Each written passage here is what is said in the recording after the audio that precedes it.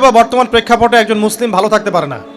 বর্তমান প্রেক্ষাপট এতই খারাপ, কিয়ামতের আলামতগুলো এমনভাবে প্রকাশ হয়েছে এখন যে একজন ইমানদার মুসলিমের পক্ষে নিশ্চিন্তে থাকা আর ভালো থাকাটা খুব কষ্টকর। তারপরেও নবী সাল্লাল্লাহু আলাইহি ওয়াসাল্লাম আমাদেরকে দিক নির্দেশনা দিয়েছেন যে যখন ফিতনার যুগ আসবে, ফিতনার যুগ বলতে চতুর্দিক থেকে ফিতনার ফাসাদ। ফিতনা ফাসাদ কেমন? মানে আল্লাহ রাব্বুল আলামিন কোরআনে একটা বিষয় বলছেন, সমাজ তার উল্টা চলছে, এগুলো ফিতনা। নবী সাল্লাল্লাহু আলাইহি ওয়াসাল্লাম হাদিসে একটা বিষয় বলেছেন, সমাজ তার উল্টা চলছে, এর নাম ফিতনা। পরিবারে ফিতনা, ধর্মের মধ্যে ফিতনা, সমাজে ফিতনা, অর্থনীতিতে ফিতনা, এখন সংস্কৃতির মধ্যেও ফিতনা। তো এই ফিতনাময় পরিবেশে নবী সাল্লাল্লাহু আলাইহি ওয়াসাল্লাম বলেছেন যে কেউ যদি ঈমান এবং আমলের উপরে, মানে নবী সাল্লাল্লাহু আলাইহি ওয়াসাল্লামের আদর্শের উপরে সবর করতে পারে, টিকে থাকতে পারে, তার জন্য 50 জন শহীদ সাহাবীর নেকি হবে ইনশাআল্লাহ। তো ফিতনাময় পরিবেশে যদি সবর করা যায়, হকের উপর অটল থাকার চেষ্টা করা যায়, ইনশাআল্লাহ আপনি 50 জন শহীদ সাহাবীর নেকি পাবেন ইনশাআল্লাহ। তো প্রত্যেকটা ক্ষেত্রেই আপনি ফিতনা পাবেন। পরিবারের দিকে তাকাবেন, দেখবেন পরিবারের বন্ধনগুলো আগের মতো নাই, প্রচুর ডিভোর্স হচ্ছে, স্বামী স্ত্রীর বিচ্ছেদ প্রচুর বেড়ে গেছে। তারপরে সন্তান সন্ততি আমাদের পরিবারে যারা আছে, দেখবেন এরা বেশিরভাগই দুনিয়াদার হয়ে গেছে, দিনের খুব একটা ফিকির নাই। বেশিরভাগ পরিবারের সদস্য দেখবেন নামাজ কালামের এখন ধার ধারছে না। ম্যাক্সিমাম পরিবার থেকে আস্তে আস্তে পর্দাটা কিন্তু শিথিল হয়ে যাচ্ছে। আপনি ব্যক্তি জীবনের দিকে তাকিয়ে দেখেন, গর্বের সাথে আমরা বলি না যে 90% মুসলিমের বাংলাদেশ, দেখবেন মেজরিটি সংখ্যক মুসলিম 5 ওয়াক্ত নামাজ জামাতে পড়ে না। বেশিরভাগ মুসলিম দেখবেন আল কোরআন বিশুদ্ধ করে তেলাওয়াতও করতে পারে না। তো এরপরেও আমরা দাবি করি যে আমরা প্রকৃত মুসলিম, জান্নাত আমাদের জন্য অপেক্ষা করছে। আসলে বাস্তবতা এমন নয়।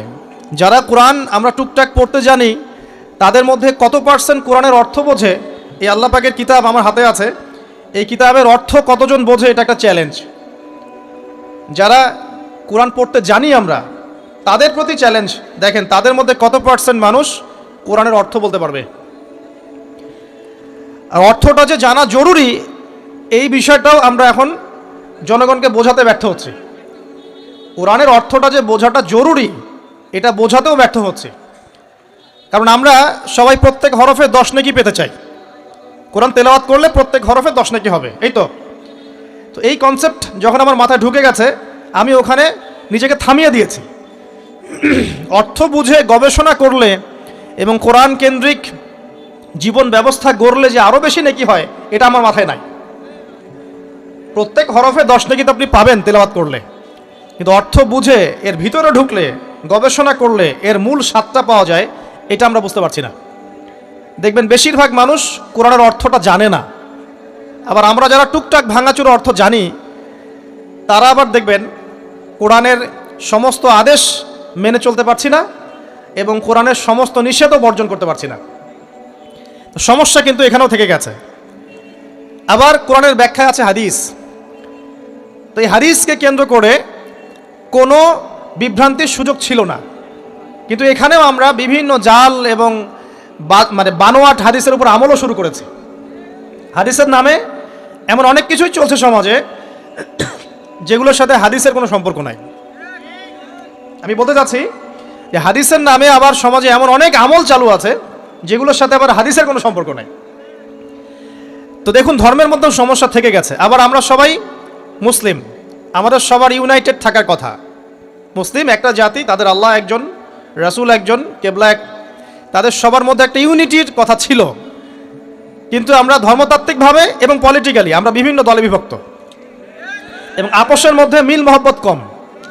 বাইরে হয়তো আমরা বলি যে আমি একজন ধর্মতাত্ত্বিক দলের সদস্য, সে আরেকটা ধর্মতাত্ত্বিক সংগঠনের সদস্য, সে আরেকটা মানহাজ ফলো করে, সে আরেক জামায়াতের, সে আরেক তরিকার ইত্যাদি। আমরা সবাই এক, যদি আমরা বাইরেই কথাটা বলি, কিন্তু অন্তর থেকে কিন্তু আমাদের এই বিষয়টা আসছে না। যদি আসতো, যদি আমরা ভিতর থেকেই ঐক্যবদ্ধ হতে পারতাম, তাহলে উম্মার আজকে এই অবস্থা হতো না। তো দেখুন, ধর্মকেন্দ্রিক অনেক প্রবলেম থেকে গেছে এখনো। আবার আল্লাহ রাসূল সাল্লাল্লাহু আলাইহি ওয়াসাল্লাম হাদিসের মধ্যে এবং আল্লাহ পাক কোরআনের মধ্যে ধর্ম নিয়ে বাড়াবাড়ি করতে নিষেধ করেছে। ধর্ম নিয়ে বাড়াবাড়ি করো না, তোমরা নিজেদের ধর্ম পালন করো। তা আমরা নিজের ধর্ম যতটা না পালন করি, অন্যের ধর্মের দিকে আঙ্গুলটা তার চেয়ে বেশি তুলি। আমরা আগে নিজের রিলিজনটাকে ঠিকমতো পালন করি, দেখবেন সমাজ ঠিকই পরিবর্তন হয়ে গেছে ইনশাআল্লাহ।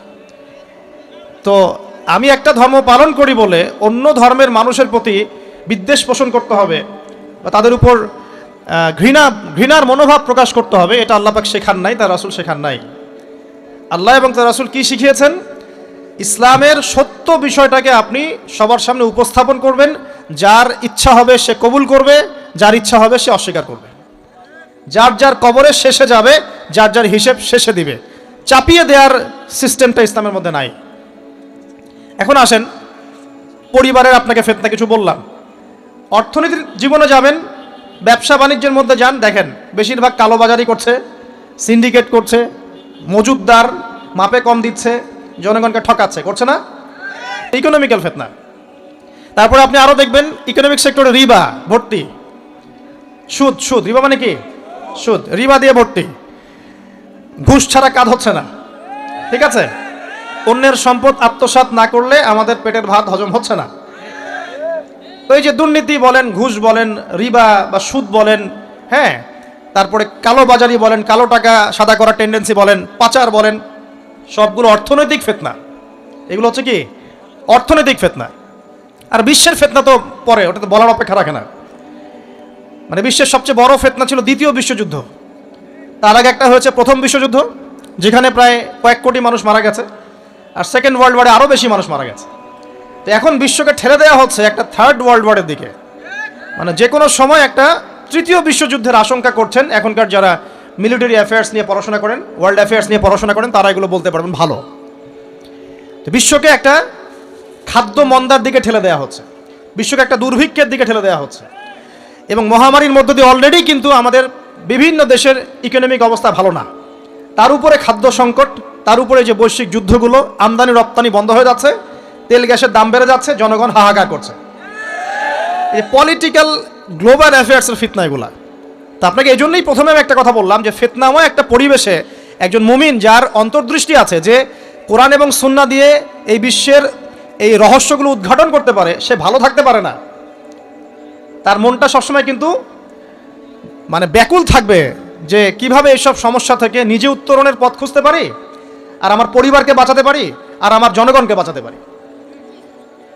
আর যদি আপনি আত্মকেন্দ্রিক হন, স্বার্থপর হন, তাহলে নিজের চটকায় তেল দিবেন, নিজে ভালো থাকলেই বাপের নাম। তো দেখুন, এই জামানার কথাই নবীজি বলছেন সাল্লাল্লাহু আলাইহি ওয়াসাল্লাম, তোমাদের সামনে এমন একটা যুগ আসছে, নবীজি বলছেন জামানা সাবরিন, কঠিন জামানা। যেই জামানায় ঈমান নিয়ে চলাটা হবে হাতের মধ্যে আগুন নিয়ে চলার মতো। তো নবীজি বলছেন ওই সময়ে সাহাবী জিজ্ঞাসা করছেন, ইয়া রাসূলুল্লাহ, আমি ওই সময়ে কি করব? ওই সময় আমি কি করব? আমাকে কি পরামর্শ দিচ্ছেন? নবী সাল্লাল্লাহু আলাইহি ওয়াসাল্লাম বলছেন, হে আমর ইবনে আস, তুমি ওই সময় বাড়িতে অবস্থান করো, বাসায় থাকো, বিনা প্রয়োজনে বাড়ির বাইরে এসো না। ওই সময় তুমি নিজের পাপের জন্য আল্লাহর কাছে ক্রন্দন করতে থাকো, বিনা প্রয়োজনে বাড়ির থেকে বের হয়েও না। আর মানুষের সাথে এত বেশি মেলামেশা করো না, নিজে তোমার আমল, তোমার গুনাহ নিয়ে ব্যস্ত থাকো, তোমার পাপের জন্য আল্লাহর কাছে কান্নাকাটি করো, ইনশাল্লাহ তুমি নাজাত পেয়ে যাবে। এটা একটা অপশন, মানে ফিতনাময় পরিবেশে আপনি কিভাবে বাঁচবেন, এটা একটা অপশন। আর একটা হাদিসে গিয়ে নবী সাল্লাল্লাহু আলাইহি ওয়াসাল্লাম বলছেন যে যখন এমন ফিতনাময় পরিবেশ আসবে, তখন যদি তোমরা এই আমর বিল মারুফ নাহি আনিল মুনকার, সৎ কাজের আদেশ, অসৎ কাজের নিষেধ, আমার সুন্নতের উপর অটল থাকতে পারো, তাহলে তোমরা 50 জন শহীদের নেকি পাবে। সাহাবায়ে কেরাম বলছেন, ইয়া রাসূলুল্লাহ, আমিনহুম আও মিন্না, তাদের মধ্যে 50 জন নাকি আমাদের মধ্যে 50 জন শহীদ? নবী করিম সাল্লাল্লাহু আলাইহি ওয়াসাল্লাম বলছেন, বাল মিনকুম, বরং তোমাদের মধ্যে 50 জন শহীদ। এটা অপশন নাম্বার 2। এক কি বললাম, আপনি নিজেকে নিয়ে ব্যস্ত থাকেন, বাসায় থাকেন, বিনা প্রয়োজনে বাড়ির থেকে বের হবেন না, মানুষের সাথে কম মেলামেশা করেন এবং নিজের পাপের জন্য আল্লাহর কাছে কান্নাকাটি করেন, নিজের আমল নামা নিয়ে ব্যস্ত থাকেন, ইনশাআল্লাহ নাজাত পাবেন। 2 নাম্বার, যদি আপনার কাছে আরও বেশি যোগ্যতা থাকে এবং আপনি আরও বেশি সাহসী হন এবং আপনি উম্মার, দেশের জনগণের কল্যাণ কামনা করেন, তাহলে অন্যদেরকেও এই ফিতনাময় পরিবেশে টিকে থাকার ফর্মুলা বলে দেন। এখানে সবর করেন, আমর বিল মারুফ নাহি আনিল মুনকারের কাজ করেন, আল্লাহ পাক আপনাকে ইনশাআল্লাহ 50 জন শহীদ সাহাবীর নেকি দিবেন ইনশাআল্লাহ। আরও অপশন আছে। কি অপশন? ওই যে আসহাবুল কাহফ কি করেছিল, একটা ফিতনাময় পরিবেশ থেকে নিজেরা আস্তে করে সরে গিয়েছে। যখন আপনি পরিবেশকে পরিবর্তন করতে আর পারছেন না, দাওয়াত দিয়েও কোনো কাজ হচ্ছে না, মানুষ কথাও শুনছে না, জুলুম নির্যাতন বাড়তেই আছে, টিকে থাকা মুশকিল, তখন তাদের হিসেবের দায়িত্ব আল্লাহর উপর ছেড়ে দেন, আপনি ওখান থেকে ডিসকানেক্টেড হয়ে যান। এটা একটা অপশন। এই অপশন বেছে নিয়েছিল ইব্রাহিম আলাইহিস সালাম, তার বাবাকে বুঝিয়েছেন, কাজ হয়নি, চলে গেছেন।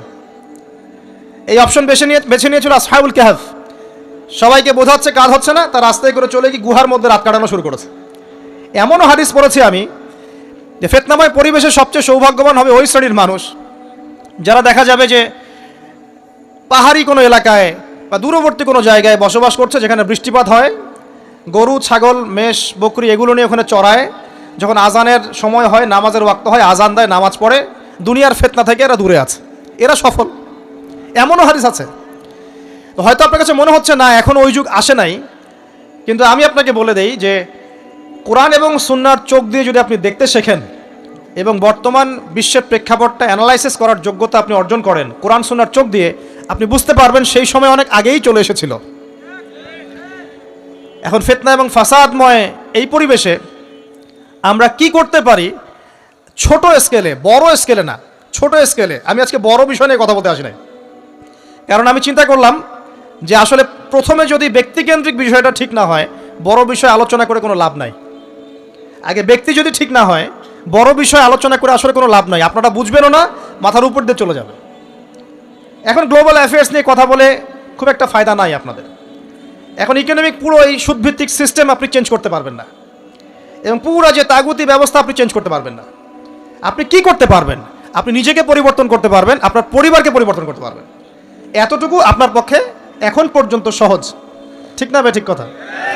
এটা আপনি এখন করতে পারবেন। তো এটার ফর্মুলা কি? ফর্মুলা ঘাটতে গিয়ে আল্লাহ পাক আমার মাথার মধ্যে একটা হাদিস নিয়ে এসে দিলেন। কারণ আমি বিশ্বাস করি যে আপনারা বলছেন মৌলানা আল্লামা, আমি আসলে এমন কিছু নই, এই কথাগুলো আসলে আমার সাথে যায় না। আমি নিতান্তই একজন ছোট মানুষ এবং তালেবে ইলম, জ্ঞানের পথের পথযাত্রী। আর আমি তালেবে ইলম হয়ে থাকতে চাই, আমি মুফতি নই, আমি মুহাদ্দিস মুফাসসির বা এই যে শব্দগুলো আপনারা বলছেন এমন কিছুই নয়। আসলে কিয়ামতের মাঠে আমি জান্নাতে যেতে পারবো কিনা আমি নিজেই জানি না। যখন কোনো মানুষ নিজেকে অনেক বড় মনে করা শুরু করবে, বুঝে নেবেন সেই ইবলিসের আনুগত্য করা শুরু করেছে আর কি। কারণ ইবলিস বলেছিল আবা ওয়াস্তাকবারা, আমি খলাকতানি মিন নার ওয়া খলাকতাহু মিন তিন, আমাকে সৃষ্টি করেছেন আগুন দিয়ে, আদমকে সৃষ্টি করেছেন মাটি দিয়ে, আমি কেন আদমকে সিজদা করতে যাব? তো এটা ইবলিসের চরিত্র, আবা ওয়াস্তাকবার, সে উদ্ধত হয় এবং অহংকার প্রদর্শন করে। তো আমি মনে করি যে আমি কিছু বলি না, আল্লাহ রাব্বুল আলামিন আমাকে বলার তৌফিক দেন মাত্র, আলহামদুলিল্লাহ। তা আমার মাথায় একটা হাদিস আসছে, সকাল থেকে ঘুরছে। সেটা হচ্ছে, দেখুন বারা ইবনে আযিব রাদিয়াল্লাহু আনহু থেকে বর্ণিত হাদিসটা আসছে এবং হাদিসটা বিশুদ্ধ। এখান থেকে আমি মূল আলোচনা যাচ্ছি যে একদিন আনসার মানুষদের মধ্যে, আনসার কারা? আমাদের আনসার বাহিনী আনসার কারা? যারা মুহাজির সাহাবীদেরকে আশ্রয় দিয়েছিল মদিনায়, তাদেরকে কি বলা হয়? আনসার। তাহলে শব্দটা সুন্দর না? তাহলে আমাদের বাহিনীর নামটাও সুন্দর, মাশাআল্লাহ। তো আনসার সাহাবীদের মধ্যে একজন ইন্তেকাল করেছেন, ইন্না লিল্লাহি ওয়া ইন্না ইলাইহি রাজিউন। এখন তাকে দাফন করা হচ্ছে, আর নবী সাল্লাল্লাহু আলাইহি ওয়াসাল্লাম কবরের পাশে চুপ করে বসে পড়লেন। তার বসা দেখা দেখি বাকি সাহাবীরাও তাকে ঘিরে গোল করে বসে পড়লেন। তারা বলছেন আমরা এমনভাবে এখানে বসেছিলাম যেন আমাদের মাথার উপরে পাখি এসে বসতে পারে, চুপচাপ, কোনো নড়াচড়া নাই। দেখেন রাসূলের সাথে বসার সুন্নত, দেখেন কোরআন এবং হাদিসের মাহফিলে বসার কিন্তু সুন্নত আছে। এখানে বসে দুনিয়াবি এত গল্পগুজব করা যাবে না, এই মোবাইল টোবাইল হাবিজাবি নিয়ে এত ব্যস্ত থাকা যাবে না, দিলের কান দিয়ে শুনতে হবে, ঠিক আছে? আদব আছে, না হলে কথা আপনার উপর তাসির করবে না। তারা এমনভাবে বসেছিলেন যেন মাথার উপরে পাখি বসতে পারে, সুবহানাল্লাহ। এবার নবী করিম সাল্লাল্লাহু আলাইহি ওয়াসাল্লাম বলছেন যে যখন মাইয়েতকে কবরে শোয়ানো হয় তখন সে তাকে দাফন করে যাওয়া ব্যক্তিদের হাঁটার খসখস আওয়াজ শুনতে পায়। এরপরে তাকে যখন শুইয়ে দেওয়া হয়, সে যদি মুমিন ব্যক্তি হয় তাহলে তার মাথার দিকে তার সলাত এসে দাঁড়িয়ে যায়। দুনিয়াতে আপনি যে নামাজগুলো পড়েছেন, আমি যে নামাজগুলো পড়ছি, এগুলো মাথার দিকে দাঁড়িয়ে যায়। ডান দিকে চলে আসে তার সওম, সওম মানে কি? রোজা। বাম দিকে চলে আসে যাকাত, যাকাত মানে কি? যাকাতের সাথে তো আমরা পরিচিত নই। আমরা ওই যে রাস্তাঘাটে যে দান খয়রাতগুলো উঠানো হয় এগুলোর সাথে খুব পরিচিত, তাই না? কত টাকা, কত পয়সা, কি কি গান করে আর টাকা কালেকশন করে না? অনেক সময় দেখা যায় রাস্তায় যাচ্ছি আমরা গাড়ি নিয়ে, পারলে গাড়ির সামনে এসে হুমড়ি খেয়ে পড়বে টাকা নেওয়ার জন্য। এইভাবে টাকা কালেকশন করতে কে শিখিয়েছে ইসলামে? আর আমরা অনেক সময় ছোট ছোট বাচ্চাদেরকে দিয়ে, মাদ্রাসার ছোট ছোট বাচ্চাদেরকে দিয়ে টাকা কালেকশন করাই। এটা ঠিক না। কেন ঠিক না জানেন? ছোটবেলা থেকেই ওর ব্যক্তিত্ব নষ্ট হচ্ছে। এই হাতটা উত্তম না এই হাতটা উত্তম? উপরের হাত উত্তম, নিচের হাত উত্তম? তো ছোটবেলা থেকে সে নিচের হাতে অভ্যস্ত হচ্ছে। দেখেন, এত টাকা পয়সা কালেকশন করে আমাকে আর একটা স্বতন্ত্র মসজিদ করতেই হবে জরুরি? খুবই জরুরি ছিল। মানুষের কাছে হাত চেয়ে, হাত পেতে রাস্তাঘাটে এরকম করে গাড়ি থামিয়ে, তারপরে কি বলবো, সুর করে গান গেয়ে এত টাকা পয়সা কালেকশন করতেই হবে? মসজিদটা আমাকে টাইলস ফিটিং করতেই হবে? এসি মসজিদ করতেই হবে? আমরা এমনও মসজিদ রংপুরে দেখেছি 10 বছরেও টাকা কালেকশন শেষ হয় নাই। 10 বছর ধরে কালেকশন হচ্ছে। আমি ছোটবেলা থেকে দেখছি কালেকশন হচ্ছে। কি বুঝলেন? তো এগুলো আমাদের ব্যক্তিত্ব নষ্ট করে। মুসলিমরা উপরের হাতের মালিক। সারা বিশ্ব আমরা একসময় চালিয়েছি। এই পশ্চিমা সভ্যতা আমাদেরকে কি শিখায়? সারা বিশ্ব আমরা চালিয়েছি। এই আপনার উমাইয়া খেলাফতের সময়ও কর্ডোভায় আব্দুর রহমানের যে শাসন ছিল, কর্ডোভায়, স্পেন, পর্তুগাল, এই পুরো জায়গাগুলো পশ্চিমা বিশ্বের, এগুলো মুসলিমরা শাসন করেছে প্রায় 500-600 বছর। ইতিহাস তো আমরা জানিও না, পড়িও না, ভুলে গেছে। ইতিহাস পড়তে হয়। হিস্ট্রি ঘাটলে দেখবেন রাসূল সাল্লাল্লাহু আলাইহি ওয়াসাল্লামের 23 বছরের নববী যুগ, স্বর্ণযুগ, তারপর আবু বকর সিদ্দিকের খেলাফত, তারপর উমর ইবনুল খাত্তাবের খেলাফত। আবু বকর সিদ্দিকের 2 বছর বা 2.5 বছর, উমর রাদিয়াল্লাহু আনহুর প্রায় 10 বছর, তারপর উসমান রাদিয়াল্লাহু আনহুর 12 বছর, আলী রাদিয়াল্লাহু আনহুর প্রায় 2-2.5 বছর, তারপরে হাসান রাদিয়াল্লাহু আনহু 6 মাস। এরপরে উমাইয়া খেলাফত শুরু হলো মুয়াবিয়া রাদিয়াল্লাহু আনহুর হাতে, প্রায় 20 বছর। উমাইয়ারা শাসন করেছে প্রায় 90 থেকে 100 বছর। তারপর জাব নদীর যুদ্ধে উমাইয়া আব্বাসীয়রা একে অপরের সাথে যুদ্ধ করেছে, করে উমাইয়ারা পরাজিত হয়ে আব্বাসীয়রা ক্ষমতায় গিয়েছে। ক্ষমতায় গিয়ে তারা প্রায় শাসন করেছে প্রায় 550 বছর। এদিকে উমাইয়াদের মধ্যে যারা পরাজিত হয়েছে ওরা চলে গিয়ে কর্ডোভা, আন্দালুসিয়া, ওই দিকে খেলাফত কায়েম করেছে। তারপরে আবার এদিকে ফাতেমি খেলাফত ছিল, উসমানীয় খেলাফত ছিল, তারপরে মিশরে তুলুনি একটা রাজবংশ ছিল, আমাদের সাবকন্টিনেন্টে মোগলরা ছিল, সারা বিশ্বে আমরাই ছিলাম। ইতিহাস তো ভুলে গেছে। তা আমরা সবসময় উপরের হাত ছিলাম, উপরের হাত। আমরা দিতাম, মানুষ নিত। আর এখন কি হচ্ছে? আমরা এখানে, আমরা চাই, মানুষ দেয়। আর ওরা কি এমনি দেয়? ওরা চড়া সুদ দিবে না? ওয়ার্ল্ড ব্যাংকে যান লোন নিতে, চড়া সুদ। মানে এই সুদ শোধ করতে গিয়ে বিভিন্ন দেশ শ্রীলঙ্কা হয়ে যাচ্ছে। সুদ তো শোধ করতে হবে, এমনি তো আপনাকে আর এগুলো দিবে না। তো এই সুদটা শোধ করতে গিয়ে আমাদের জিনিসপত্রের দাম বেড়ে যাবে, তারপরে দেখবেন জনগণের উপর কর বেড়ে যাবে, অনেক প্রবলেম। আর এই প্রবলেমগুলো ফেস করতে হবে কি কারণে? রিবা বা সুদের কারণে। তো এই যে বলছি, দেখেন ছোটবেলা থেকেই যে আমরা নিচের হাতে অভ্যস্ত হচ্ছি, এটা ত্যাগ করতে হবে। ব্যক্তিত্বের পরিচয় দেন। এত টাকা পয়সা চেয়ে প্রতিষ্ঠান করার দরকার নাই। আমার জমি আছে 1 বিঘা, আমি প্রতিষ্ঠান করবো ইনশাআল্লাহ। আপনার 2 বিঘা, আপনি করেন। যার সামর্থ্য আছে সে করবে, সামর্থ্য নেই, করার দরকার নেই। আর একটা মসজিদ যদি কবুল হয়, একটা মসজিদ একটা জেলার জন্য যথেষ্ট। একটা মসজিদে নববী থেকে নবী সাল্লাল্লাহু আলাইহি ওয়াসাল্লাম সারা দুনিয়া শাসন করেছে। আর আমাদের তো কোটি কোটি মসজিদ বাংলাদেশে। এই যুগের কথাও নবীজি বলেছেন, যে যুগে মসজিদগুলো চাকচিক্যময় হবে, মসজিদগুলো কি হবে? চাকচিক্যময় হবে, হেদায়েত উঠে যাবে এবং মসজিদের মধ্যে শোরগোল, হট্টগোল বেড়ে যাবে। দেখেন না মসজিদে হট্টগোল বেড়ে গেছে না? এটা সেই যুগ। তো যেটা বলছিলাম প্রিয় ভাইরা, যে নিচের হাতে অভ্যস্ত না, উপরের হাতে অভ্যস্ত হতে হবে। এই কারণে এই যে একটা হাদিসের কথা শুরু করলাম, যে আনসার সাহাবী কারা ছিল? যারা মুহাজির সাহাবীদেরকে আশ্রয় দিয়েছে। এখন এই সাহাবীদের মধ্যে একজন ইন্তেকাল করেছে, তার লাশ যখন রাখা হচ্ছে তখন নবীজি বলছেন মাথার দিকে মাইয়েতের আসে কি সলাত। সলাত মানে কি নামাজ। 5 ওয়াক্ত নামাজ আজকে থেকে ছাড়বেন? ওয়াদা করেন আজকে থেকে 5 ওয়াক্ত নামাজ ছাড়বো না ইনশাআল্লাহ। একটা হাদিস খালি বলি, মান তারাকা সালাতান মুতাআম্মিদান ফাকাদ কাফারা, মান তারাকা সালাতান মুতাআম্মিদান ফাকাদ কাফারা। আবার শোনেন, قال رسول الله صلى الله عليه وسلم من ترك صلاة متعمدا فقد كفر। আর মুয়াজ বিন জাবাল রাদিয়াল্লাহু আনহু কে নবীজি বলেছেন মান তারাকা সালাতা মুতাআম্মিদান ফাকাদ বারিয়াত মিন জিম্মাতিল্লাহ। যে ব্যক্তি নিজের উপর ফরজ নামাজ ছেড়ে দিল সে কুফরি করলো, সে কুফরি করলো, সে কুফরি করলো। মুয়াজ বিন জাবালকে নবী সাল্লাল্লাহু আলাইহি ওয়াসাল্লাম বলছেন যে ব্যক্তি ফরজ নামাজ ইচ্ছা করে ছেড়ে দিল সে ব্যক্তি আল্লাহর জিম্মা থেকে মুক্ত হয়ে গেল। নামাজ ছাড়বেন প্রিয় ভাই জামাতের সাথে ইনশাআল্লাহ। আল্লাহ আমাকে তৌফিক দেখ, আপনাদের সবাইকে তৌফিক দান করুন, আমিন। জামাত যদি না পান একা পড়ে নেবেন, ঠিক আছে? যদি ঘুমিয়ে থাকেন ঘুম থেকে উঠে পড়বেন, ভুলে গেছেন যখন মনে হবে তখন পড়বেন। অজু করার পানি নাই, কি করবেন? তায়াম্মুম করবেন। তায়াম্মুমেরও কিছু নাই, আপনার কোনো কাপড়ই নাই, সতর ঢাকার কোনো কাপড়ই নাই, কি করবেন?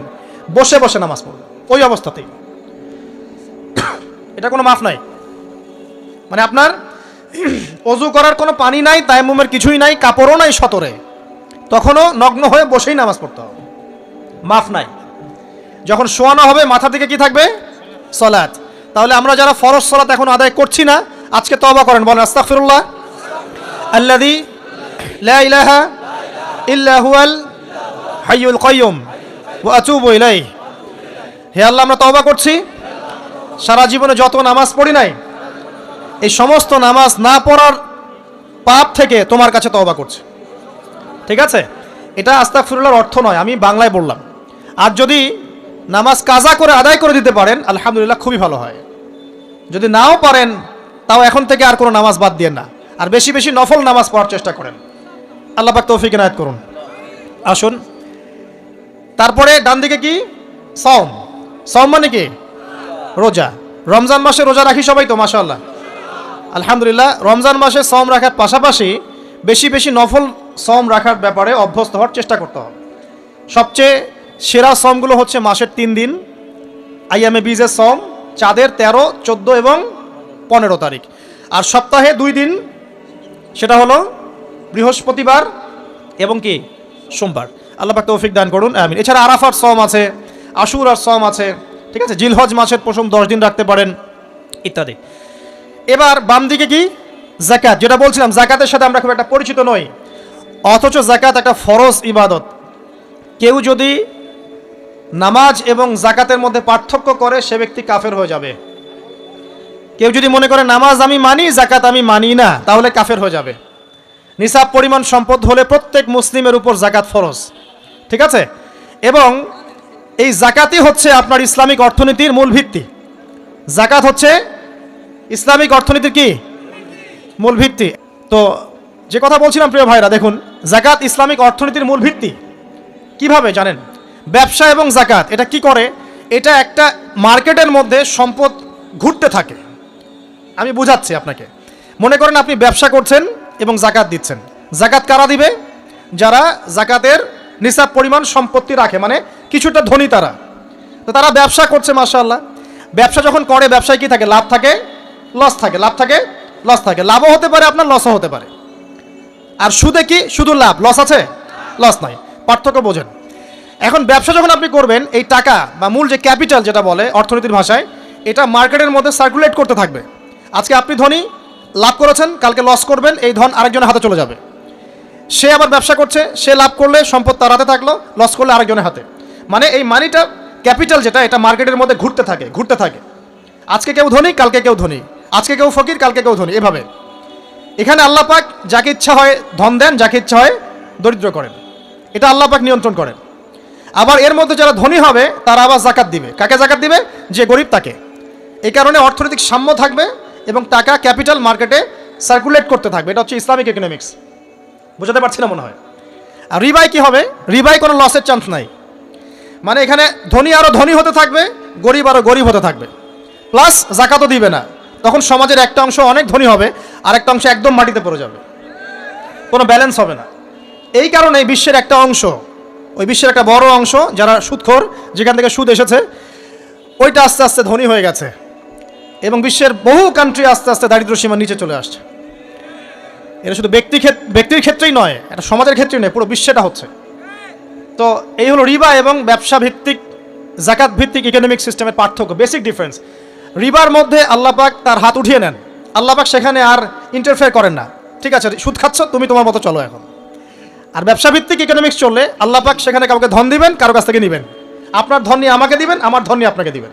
আর আমি যদি ধনী হই, আমি আবার জাকাত দিব, সেই জাকাতের টাকা আবার আপনার হাতে যাবে, কেউ না খেয়ে মরবে না।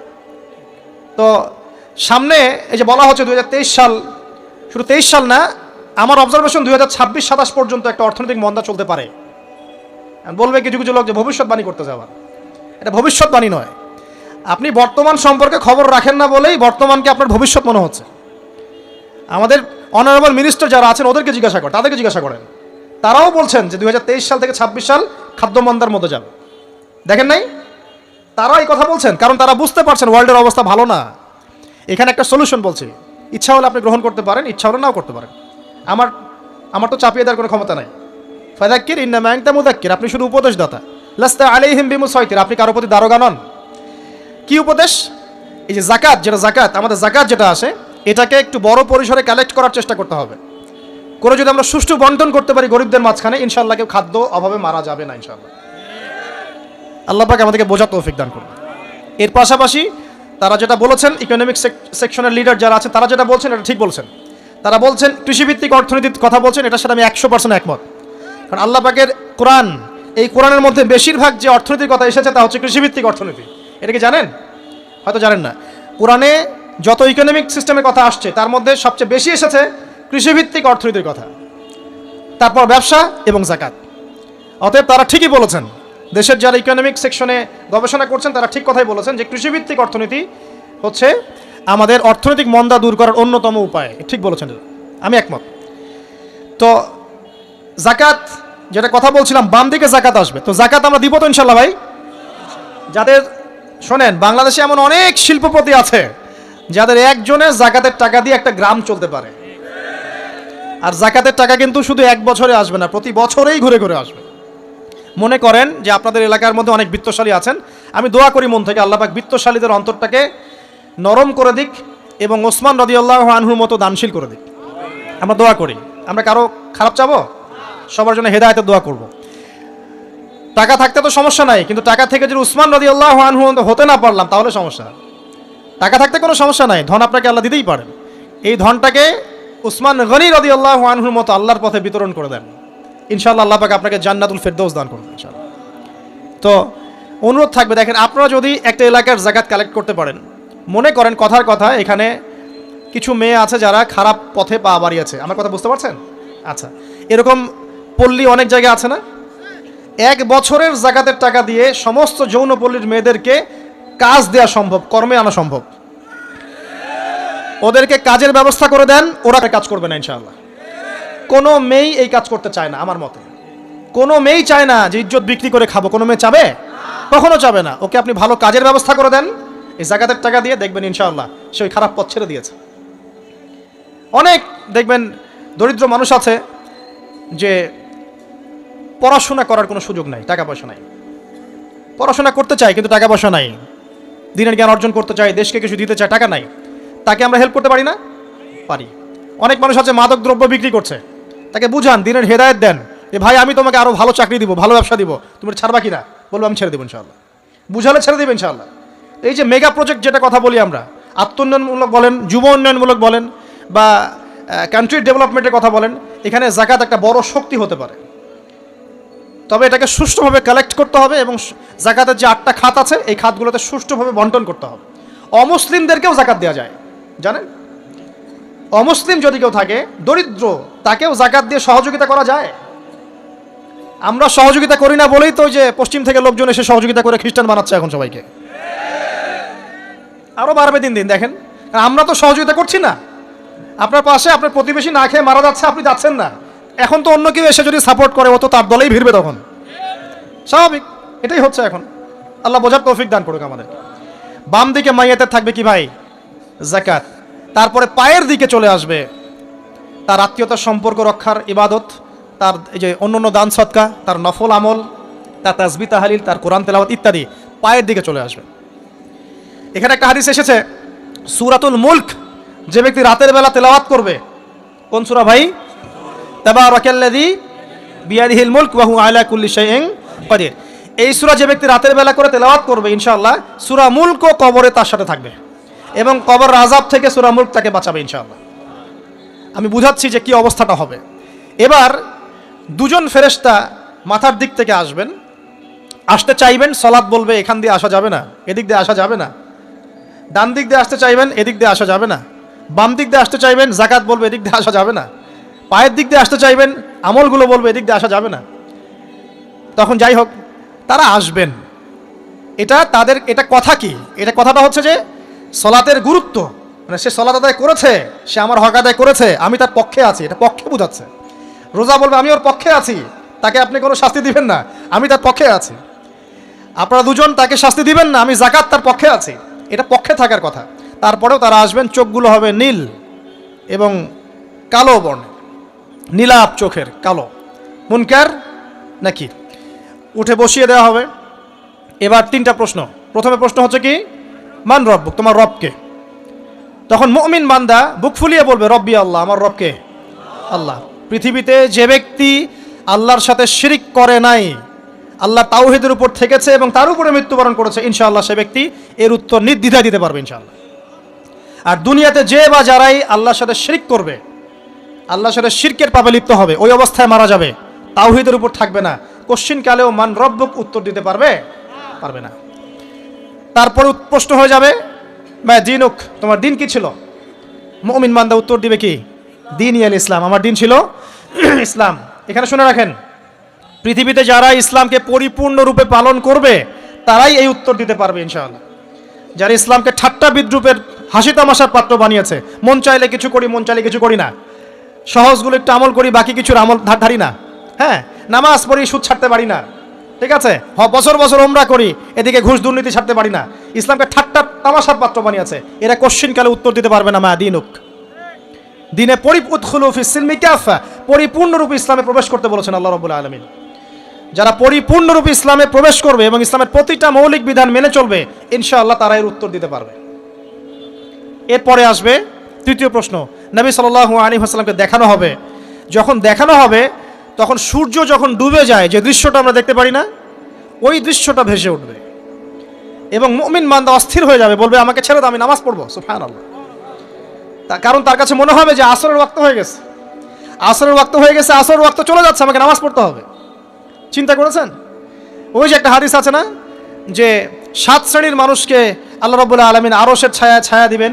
তার মধ্যে এক শ্রেণীর মানুষকে, যার অন্তর মসজিদের সাথে ঝুলে থাকে, তার মন মসজিদের সাথে ঝুলেছিল, এই সূর্য ডুবে গেল বলে আমাকে ছেড়ে দাও, আমি নামাজ পড়তে যাব। তখন ফেরেশতারা বলবেন তোমাকে নামাজ পড়তে দেওয়া হবে, তবে তার আগে তুমি এর উত্তর দাও। কি উত্তর? এই ব্যক্তির দিকে তাকাও। তখন নবী সাল্লাল্লাহু আলাইহি ওয়াসাল্লামকে দেখানো হবে, সাল্লাল্লাহু আলাইহি ওয়াসাল্লাম দরুদ পড়বেন। বলা হবে যে এই ব্যক্তির সম্পর্কে তোমার কি ধারণা? মান হাযা রাজুলু বুইসা ফীকুম, এই ব্যক্তি কে, যাকে তোমাদের কাছে পাঠানো হয়েছিল? মুমিন ব্যক্তি নির্দ্বিধায় বলে দিবে যে তিনি হচ্ছেন আমার নবী মুহাম্মদুর রাসূলুল্লাহ সাল্লাল্লাহু আলাইহি ওয়াসাল্লাম। দেখুন, পৃথিবীতে যে বা যারাই নবী সাল্লাল্লাহু আলাইহি ওয়াসাল্লামের সুন্নতের উপর আমল করবে, ইনশাআল্লাহ সে তার উত্তর দিতে পারবে। দুনিয়াতে যারা নবীর সুন্নতের 5 পয়সা পরোয়া করছে না, তার আদর্শের 5 পয়সা দাম দিচ্ছে না, তারা কোশ্চিনকালে উত্তর দিতে পারবে না। নাম হতে পারে আব্দুর রহমান, আব্দুর রহিম, নবীর সুন্নতের ধার ধারে না, তারা উত্তর দিতে পারবে না। তো নবীর সুন্নতের গুরুত্ব কত গভীর, এটা আমাদেরকে এখান থেকে বুঝতে হবে। তাই প্রিয় যুবক ভাইরা, মুসলিম ভাইরা, আমাদের জীবনটাকে নবীর আদর্শ এবং সুন্নতের ঢেলে সাজাতে হবে। সকাল থেকে সন্ধ্যা পর্যন্ত প্রতিটা কাজ করবো কার তরিকায়? রাসূলের তরিকায়। নামাজ পড়বো তার তরিকায়, রোজা, সিয়াম, হজ, জাকাত, আমল, মুআমালাত, আখলাক সব কার তরিকায়? নবী সাল্লাল্লাহু আলাইহি ওয়াসাল্লামের তরিকা অনুযায়ী ইনশাআল্লাহ। আল্লাহ পাক তৌফিক এনায়েত করুন, আমিন। এবার ফেরেশতা দুজন জিজ্ঞাসা করবেন অবাক হয়ে যে তুমি কিভাবে এটা জানলে, তুমি কিভাবে এই 3টা প্রশ্নের উত্তর দিতে পারলে? কারণ বেশিরভাগ মানুষ তো উত্তর দিতে পারবে না, বেশিরভাগ মানুষই এই উত্তর দিতে পারবে না। কারণ কিয়ামতের মাঠে 1999 জন মানুষ জাহান্নামে যাবে, নাউজুবিল্লাহ। তো এটা কঠিন পরীক্ষা। আল্লাহ রাসূল সাল্লাল্লাহু